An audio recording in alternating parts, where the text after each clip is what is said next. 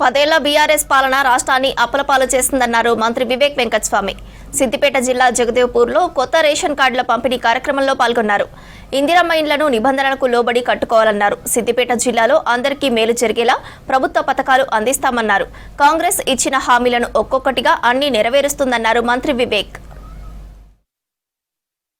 చాలా మందికి ఒక ఇల్లు ఉండాలి, మా పిల్లలు మంచిగా చదువుకోవాలి, మాకు కరెంట్ ఉండాలి మా ఇంట్లో, ఇవన్నీ కూడా ఆలోచిస్తుంటారు.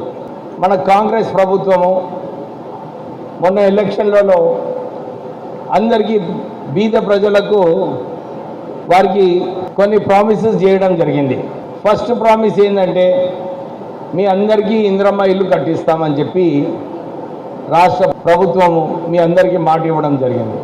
క్లాస్ రూమ్స్ మంచిగా ఉండాలి, వాళ్ళందరికీ కూడా డైనింగ్ హాల్ ఉండాలని చెప్పి 25 కోట్ల రూపాయలు ఖర్చు పెట్టడం జరిగింది. టీచర్లు భర్తీ చేసి వీళ్ళకు విద్య మంచిగా కల్పించాలని చెప్పి విద్య కూడా టీచర్లను 10,000 మందిని భర్తీ చేయడం జరిగింది.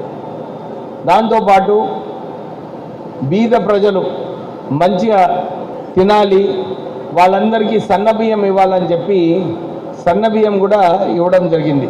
సార్ మాకు రేషన్ కార్డ్స్ ఇన్ని సంవత్సరాల నుంచి రేషన్ కార్డుల గురించి మేము ఎదురు చూస్తున్నాము, మాకు రేషన్ కార్డులు వచ్చినాయి, మాకు ఇందిరమ్మ ఇల్లు వచ్చింది, మాకు సన్నబియ్యం వస్తుంది, మేమందరం చాలా సంతోషంగా ఉన్నామని చెప్పి 2 లబ్ధిదారులు చెప్పడం జరిగింది. అంతేకాదు రాష్ట్ర ప్రభుత్వము మన గ్రామాలు కూడా మంచిగా అభివృద్ధి చేయాలని చెప్పి నిధులు ఇవ్వడం జరుగుతుంది. 10 సంవత్సరాలు టీఆర్ఎస్ ప్రభుత్వం ఉన్నప్పుడు 80,000 కోట్ల రూపాయల అప్పు ఉంటే ఈరోజు 8 లక్షల కోట్ల అప్పు కావడం జరిగింది. కానీ రాష్ట్ర కాంగ్రెస్ ప్రభుత్వము మేము మాట ఇచ్చినాము, బీద ప్రజలకు మేము ఈ సంక్షేమ కార్యక్రమాలన్నీ కూడా తీసుకుంటాము, వారికి లబ్ధిదారులకు అందరికీ కూడా మేలు చేయాలని చెప్పి రాష్ట్ర ప్రభుత్వము పనిచేస్తుంది.